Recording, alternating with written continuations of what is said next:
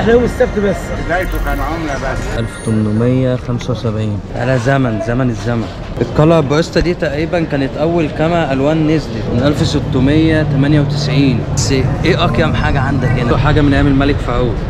ده حجر ده؟ طبعا. طيب الحاج هنا بقى بيقول لنا عنده حاجة من أيام اليهود. ده في منها طبيعيه وفي منها واخد الوان. الله بقى على الحاجات دي، أنا بضعف قصاد الحاجات دي. القلب يعشق كل جميل. شايفين العملات؟ بقى عليه. ده خنجر حكايه. سمعتوا عنه وانا واكل مكان دلوقتي. كام الترابيزه دي يا حبيبي؟ دي تستاهل تنزلوا لها مخصوص. طبعا بعده خطوات 26 يوم. حاجات قيمه جدا وقيمتها كبيره جدا، ولحد الان بتشتغل. تلف الزبالك وتفضل شغاله شهر. سوق فيه كل حاجه ممكن تتخيلها. ما كنتش متوقع ان هلاقي السوق بالحجم ده ولا بالكميه دي. المقتنيات والتحف اللي فيه حاجات بقالها مئات السنين، ولسه لحد دلوقتي ليها ناس بتدفع فيها مبالغ. كل ركن ليه طابع مختلف. هنا هتلاقي كاميرات قديمة، هناك هتلاقي لوحات، ساعات، فوانيس، تليفونات من أيام زمن. وفي حاجات مش هتفهمها أصلا بس هتشدك. وأكتر حاجة شدتني إن الناس اللي بتبيع فاهمين هما بيبيعوا إيه. في قصص وتاريخ وناس عاشوا مع كل قطعة قبل ما توصل هنا. أهم حاجة قبل ما نبدأ اعملوا لي سبسكرايب ولايك للفيديو عشان ده دعمكم اللي مخليني مكمل. اهلا بيكم في سوق ديانا. بداية دخلة المكان هم دخلنا كده انتيكات في كل حتة، حاجات يعني ايه من زمن الزمن. السلام عليكم حاج، عامل ايه؟ السوق هنا بقاله قد ايه؟ بقاله كتير. بقاله زمن. بقاله اكتر من والحاجات اللي موجودة دي معظمها كانت قيمة. عمله بس. بدايته كان عمله بس. يعني هو بدأ عملة. بدأ عمله وفتره وبعد كده بس. بقاله اكتر من 10 سنين. بس واضح ان يعني الحاجات دي موجودة قيمة جدا، يعني زي التليفون ده مثلا. الخشب ده. اللي شايفين التليفون الخشب ده يعمل له مثلا ممكن بقاله بتاع 70 ولا 80 سنة. حاجات من اللي هم بتوع الأثرياء بتوع زمان. وشغال على كده. والله شغال لحد دلوقتي. ما شاء الله. ما دخلنا في مقتنيات قيمة جدا من الأثرياء بتوع زمان، من تليفونات لمقتنيات يعني بصوا هنا في كتب، يعني حتى الكتب القديمة موجودة، كتب بقالها زمن. شايفين الكتاب مكتوب عليه 1875. يعني حتى الكتب كتب قديمة جدا من 1878، يعني بقالها زمن الزمن.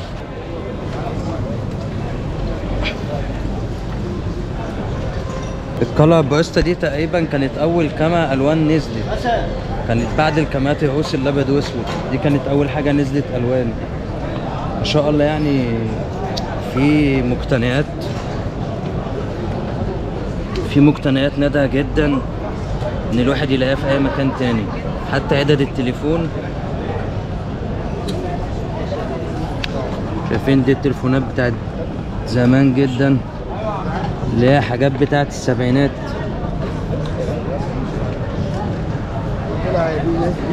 والغريب بقى في الموضوع ان في حاجات لسه شغاله لحد دلوقتي، يعني معظم الحاجات دي شغاله، التليفونات والحاجات دي، حتى الجرايد بتاعت زمان. في ابوجرات هنا اهو، كانت قديمه. في كاميرات اللي هي الروسي، كاميرات الروسي دي قديمه جدا جدا جدا.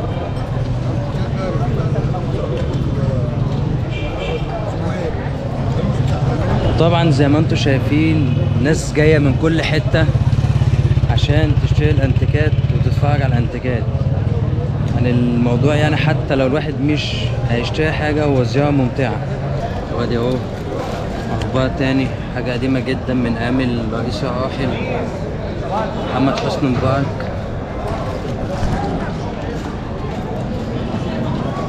انا عارف ان الحاجات دي قيمه قوي الحمد لله. بس ايه اقيم حاجه عندك هنا بقى؟ يعني الحاجات دي اقيم حاجه عندي الجرايد دي بقالها زمن الزمن. بدايته على 80. المكان هنا يعني على ما سمعت ان المكان هنا بدأ بالعملة اصلا. انا في حد قال لي المكان هنا بدأ عملة، بعد كده بقى بدأ انتيكات. حته انتيكه مع العمله بالظبط. لما لقوا الطلب على الانتيكات. بس انا اول ما دخلت اصلا انا جيت من هنا، انا شايف حاجات قيمة جدا، يعني المكان فيه حاجات قيمة جدا. انتيكات من بتتباع رخيصه جدا. يعني بالنسبه يعني في تجار بتيجي تاخد مننا هنا وفاتحين بازار جاليري في اماكن كويسه زي طبعا الجاليري بيبيع الحاجات بمبالغ عاليه طبعا في اماكن في الزمالك وفي المهندسين وفي الدقه وفي العجوزه وفي الجيزه التجار بيبيعوا مننا حاجات بالنسبه لهم رخيصه. يعني مش يعتبروا ايه يعني بيضحكوا علينا وياخدوا. بالظبط، هم بياخدوا بيتعاملوا بقى مع فئه تاني. دخلة المكان بتحسسك بريحه الزمن نفسه، يعني بتلاقي نفسك كده تحس ان انت رجعت 100 سنه لورا، من كلها حاجات قديمه جدا، حاجات مقتنيات يعني المفروض يعني ثمنها غالي جدا دلوقتي، حاجات مش موجوده بقى لها زمن. فانت لما تيجي تخش مكان وتلاقي مليان بالحاجات دي، فانت بتحس كده ان انت رجعت للزمن الجميل كله. السلام عليكم، عامل ايه؟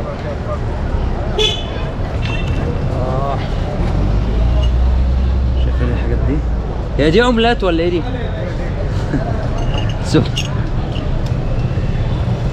مسكتها بس سخنة اهو. دي ميداليات؟ ده بصوا حاجة من ايام الملك فاروق، بس انا اصلا ماسكها بالعافية، سخنة جدا من الشمس. شايفين؟ دي ميداليات من ايام الملك فاروق، دي عاملة زي الميداليات اللي ايه؟ بياخدوها في البطولات وكده. مكتوب عليها ملك مصر الملك فاروق.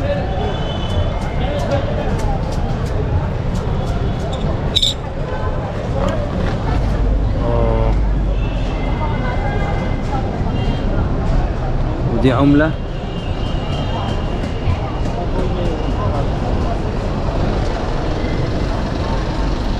مكتوب عليها السلطنة المصرية.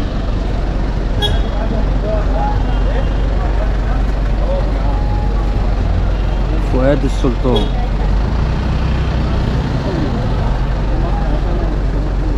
الحاجات دي عايز اقول لكم قيمتها كبيره جدا في الوقت اللي احنا فيه ده. الساعه دي بكام؟ انا كنت لسه اشتغل. اي واحده منهم امال كل حاجه ليها، في مال وفي حجر، انت عايز ايه؟ مال الفلوس ب2.5. طب قول لي بقى ايه الفرق بين المال المال كلها زنبلك. حجر تقعد معاك شهر. يعني بتلف الزنبلك وتفضل شغاله شهر. شغاله اهي ما شاء الله. ده زمان كان في برضه ابتداء. الحجر دي بتقعد مثلا معاك سنه ونص حاجه زي كده. ما شاء الله. حاجه بتطرش. انا عندي في البيت نفسهم في واحده زي دي، بس انا يعني مش عامل لهم حساب النهار، بس اللي هم ليهم نازله تاني. تسلم يا غالي حبيبي. يعني متخيلين بيقول لك الساعه في ساعه مال، واللي هو بتلف الزنبلك تفضل شغاله شهر ونص. في حاجات تانية بتحط لها حاجه بتفضل شغاله سنه ونص. يعني ما شاء الله برضه، يعني حتى موضوع الزنبلك دوت ان هم بيوضح ان هم زمان برضه كان عندهم دماغ متكلفه. عامل ايه يا غالي؟ كله تمام؟ ايه الاخبار؟ ايه اقدم حاجه عندك هنا؟ قول لي على اقدم حاجه عندك هنا.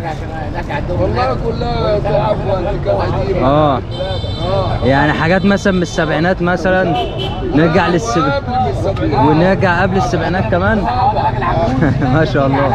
عادل هلا وعمر الشريف سعد زغلول. يعني الحاجات دي من ايام سعد زغلول.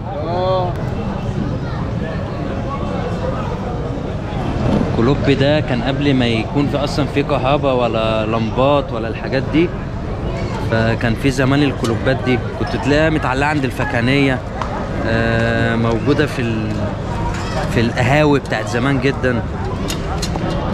بصوا حجمه اصلا تقيل جدا.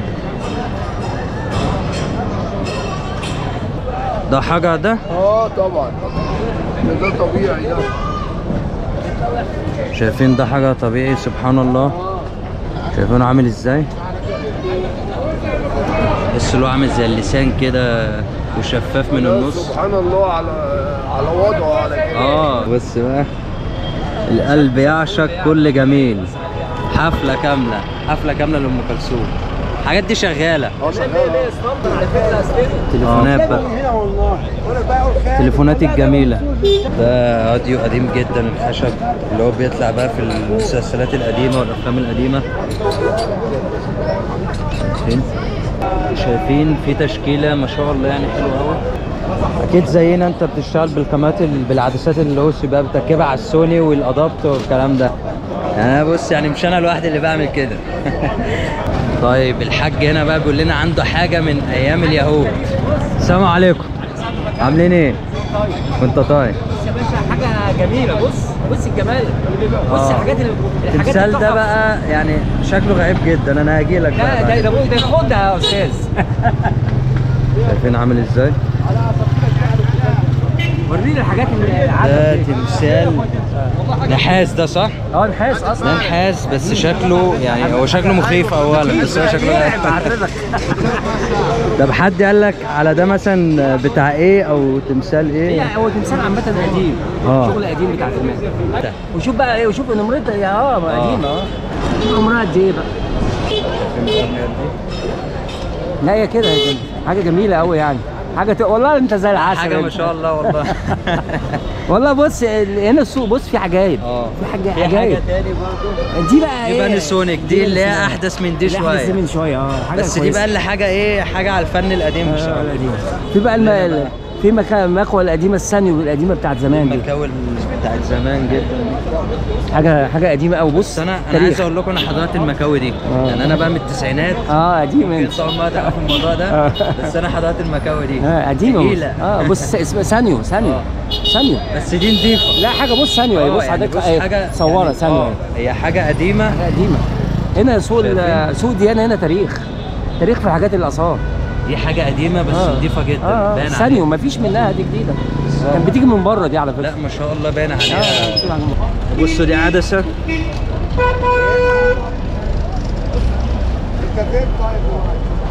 عايز اقول لكم العدسه دي بتاعت الكاميرات اوسي ولحد الان بتشتغل وبنشغلها على الكاميرات السوني بتاعتنا. يعني بيبقى في كاميرات سوني ثمنها $5000 ولسه حتى الان بنشغل عليها الكاميرات العدسات اوسي دي. ونيجي لاجمل ركن موجود في سوق ديانه وهو ركن الموبيليا القديمه دي بقى اللي فيها ريحه الزمن الجميل. تعالوا كده نتفرج على الحاجات القديمه.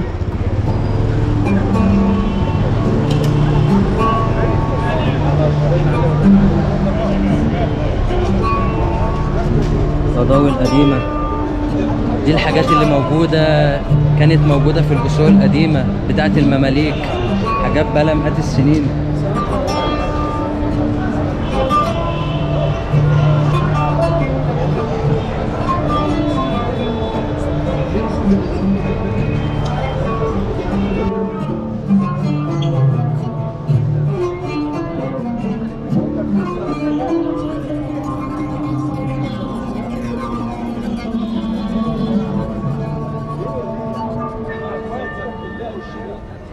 طقومة الفناجين القديمة. تعالوا أوريكم طقم صالون اللي هو طقم انتريه من أيام المماليك. يعني ممكن عمره يتراوح حوالي 100 سنة مثلا، ممكن يتعدى 100 سنة.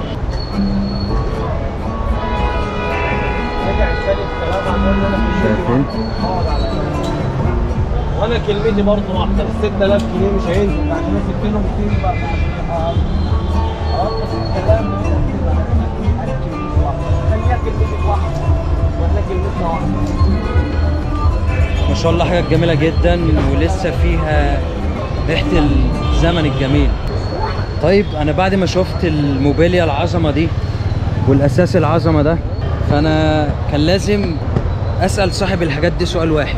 قول لي انتوا ازاي بتقدروا تجيبوا المقتنيات القديمه اللي هي لسه فيها ريحه الزمن الجميل دي؟ يعني الحاجات دي اصول قديمه مقفوله، فيلل مقفوله قديمه، بيوت قديمه، مصر الجديده، الزمالك، المهندسين، الدقي، العباسيه، الاماكن اللي هي التراث القديم الزمني. حلو. الحاجات دي ممكن تتعدى 70 سنه او 100 سنه واكتر كمان. واكتر. حاجات بتعدي ال 150 وال 200 سنه. ما شاء الله. الحاجات دي ليها زبونة يعني، ليها زبونها او ليها اللي فاهمها، ليه زبونة اللي نازل فاهم وهو فاهم هو نازل ياخد ايه بالظبط. وزي ما بيطا قال لنا الحاجات دي بتبقى خارجة من قصور وفلل، حاجات يعني ممكن عمرها يعدي ال 100 سنة. والله العظيم حضرتك لما باجي مثلا اشتري حاجه وحاجه تعجبني تلاقيني كده ايه متنح عليها، انا معجب بيها، بس على حسب، ما اكذبش عليك، على حسب ظروفي. لو في امكانيات وحاجه مولعه ببقى حسب ظروفي بقى اشتريها. يلا شهاده ام كلثوم بقى نيجي بقى للايه، النجوم العالميه فنانين عالميين. عدويه في الوقت ده كان مكسر الدنيا، كان ايام. ده شريط ايه ده، اسمه ايه شريط ايه ده، مش كاتبين عليه. هو شكوكو والكوكب بقى بتاعنا كوكب الشعر ام كلثوم.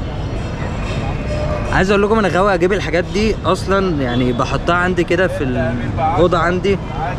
الحاجات دي لما ببص لها كده بحس ان انا دخلت في مود تاني، رجعت للزمن بتاعنا.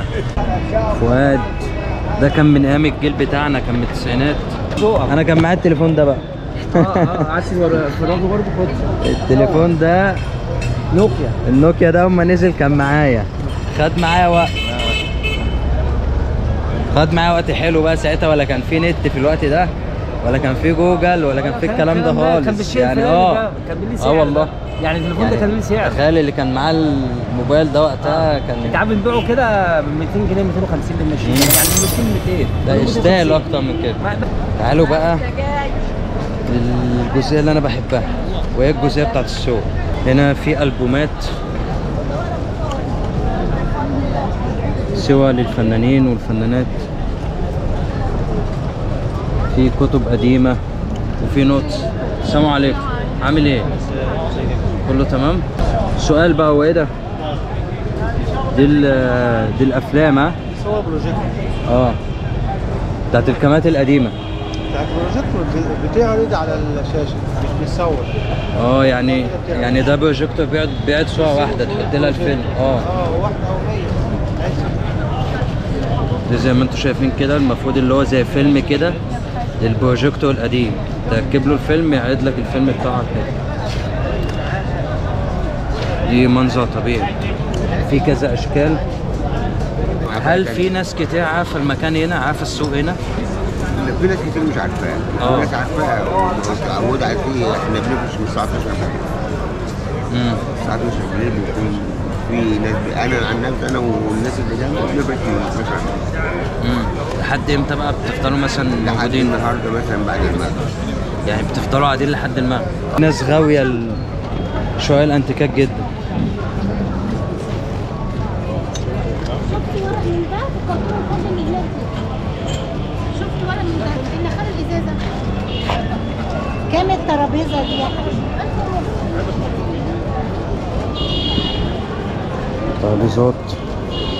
ترابيزات حاجات خشب، انتيكات بتتعلق، بقاويس خشب قديمه، حاجات يعني ما شاء الله. السوق واخد حوالي 4 شوارع كده متصلين ببعض متفاعلين ببعض، وفي كل حاجه، يعني ما فيش شبه فاضي ما شاء الله. يعني فاشوف كل حته وكل حاجه موجوده، كل حاجه حرفيا موجوده. يعني بصوا حاجات قديمه على حاجات جديده، كاسيت قديم اهو، تلفزيون قديم اهو للناس اللي بتحب التلفزيونات اللي هي الميني الصغيره دي.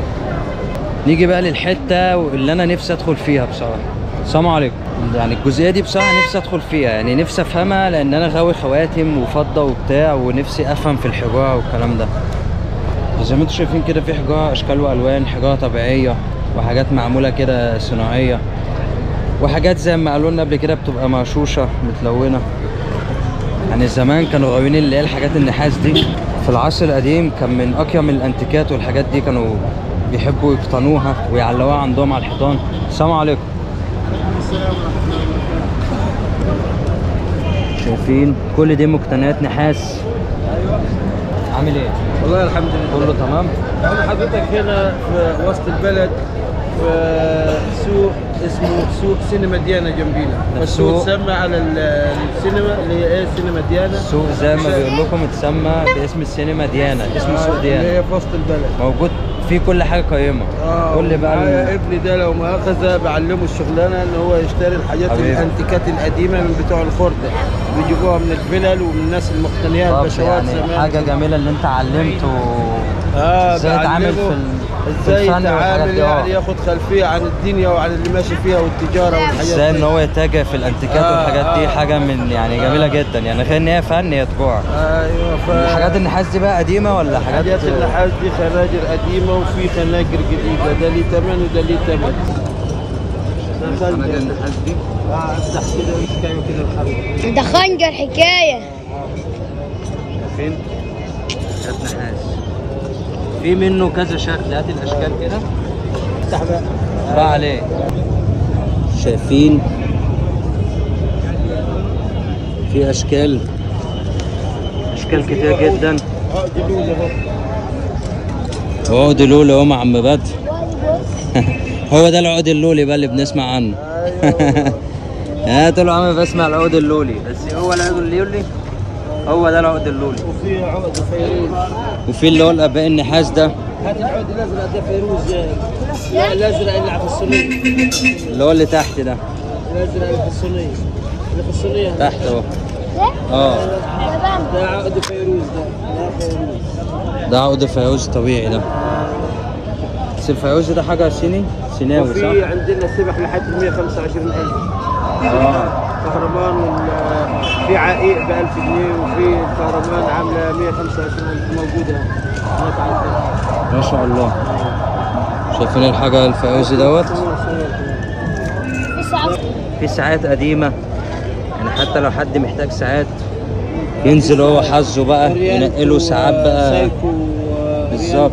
سايكو في حاجات كاسيو وفي رادو. دي ساعه الصيف. رقم العروسه كاسيو 150.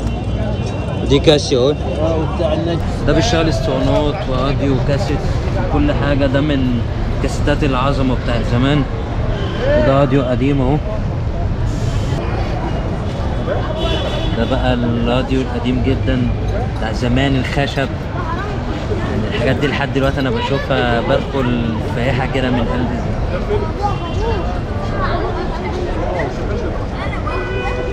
حاجات قديمه جدا وريحتها قديمه جدا، وبيتدخل الواحد كده في واحد بيدخل في مود تاني، مود قديم جدا، يعني فن قديم، يعني حاجات بقى مئات السنين هنا موجوده.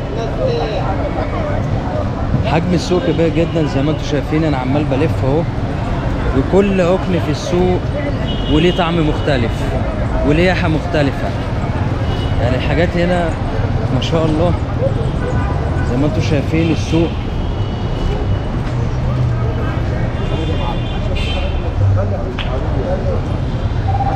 الانتيكات في كل حته والمقتنيات في كل حته. حاجات جميله جدا وتستاهل ان الواحد ينزل لها ياخد جوله في وسط الروايح القديمه. في حاجات قديمه جدا من بلاد مختلفه وثقافات مختلفه. وطول ما انت ماشي كل ركن في السوق مش هتشبع من المقتنيات اللي انت هتشوفها.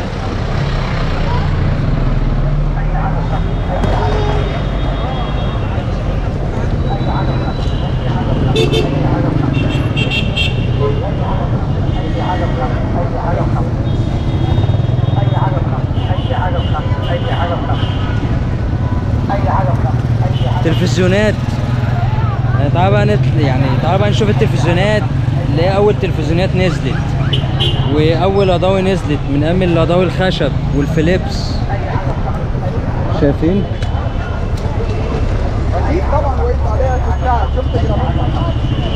دي السيديهات.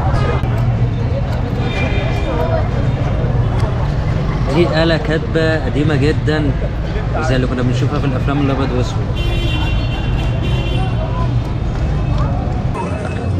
ده طقم نحاس انجليزي مختوم من ورا اهو الختم بتاعه. الختم بتاعه من ايام الانجليز. ختم اهو. انتوا كده شايفين الختم؟ اه ايوه كده انا معدوم. وخد الرقم معاك لربما حد تعجبه حاجه يقول لك انا عايز كده اتصل عليا.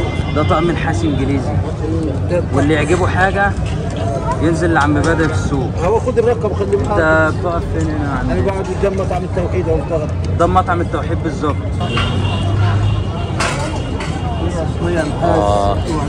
شايفين العظمه؟ الحمد لله.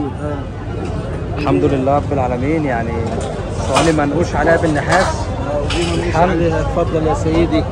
مرحبا يا سيدي. مكتوب عليها. الحاجات دي قديمه. ها؟ قديمه قوي.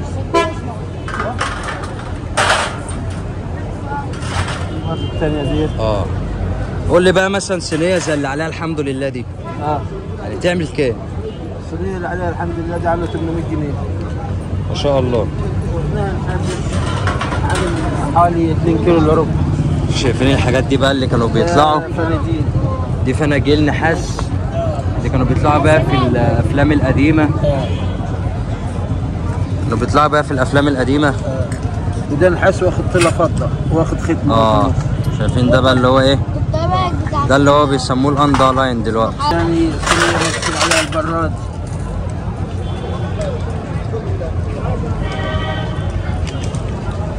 الله عليك يا حاج الله. مكتوب عليها الله. دي بقى تعلق تستاهل. دي تستاهل تنزلوا لها مخصوص. انا مش هتكلم. شايفين ما شاء الله يعني. ودي اطباق اواني نحاس وصواني وفي معدنات وفي خناجر. في حاجات بصراحه يعني تستاهل ان الواحد يجي لها مخصوص. يعني حتى لو الواحد مش هيشتري انت واجب ان انت تنزل تتفرج على الحاجات. تعالوا بقى نتفرج على العملات. استاذنا اتفضل. عامل ايه؟ دي عملات اجنبيه. دي العملات كده. شايفين العملات؟ عملات اجنبيه وعملات قديمه جدا ولسه موجوده حتى الان. تتباع في سوق ديانه. ده كمان يعني مش بتنزل تشتري عملات بس، ده انت لو معاك عملات بتنزل تبيعها كمان. كل حاجه موجوده. اي حاجه تتخيلها موجود.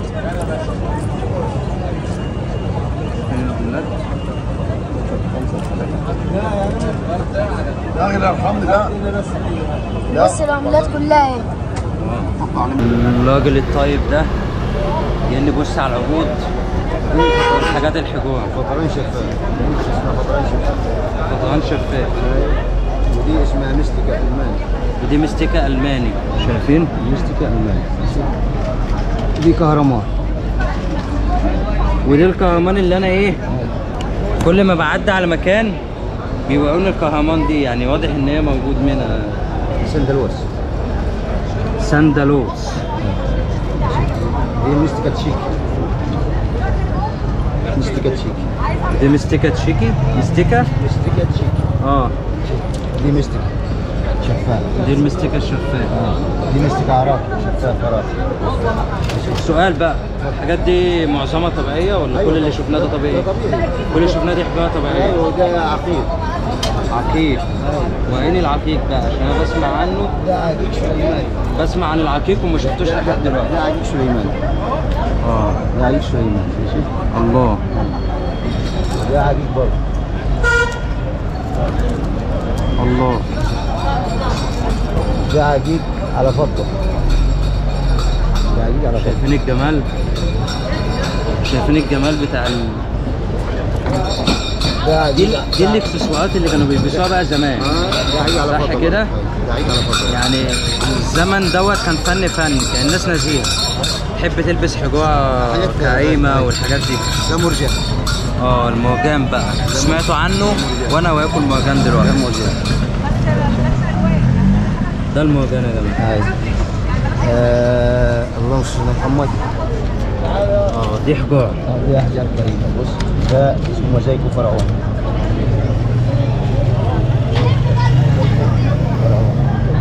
ده مزايكو فرعوني اللي انتوا شايفينه ده. الحاجات دي بقى بتتباع ازاي؟ دي مستيكر. ده حاجه اسمه مستيكر. شايفين المبسم ده؟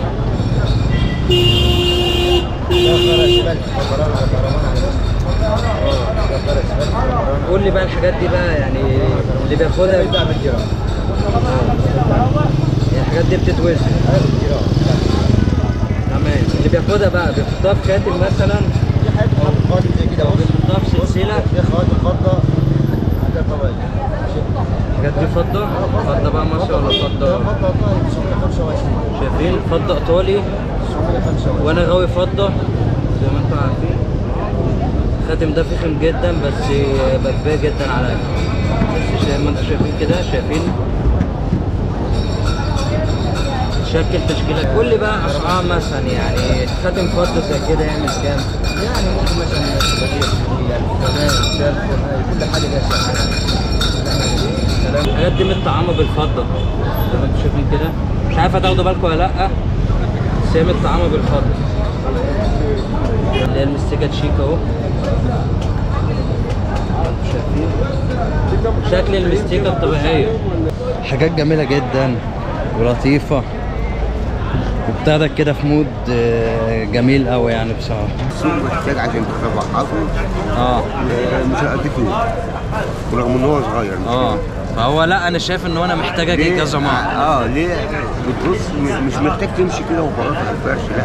بتبص للحاجات اللي وتقيم الحاجه وتتفرج على الحاجه. دي حاجه حلوه، دي حاجه تعجبك، دي ما تعجبكش. عم محمود من اقدم الناس هنا. احنا خدامينك يا فندم، واي حد في سوق ديانه تحت امره.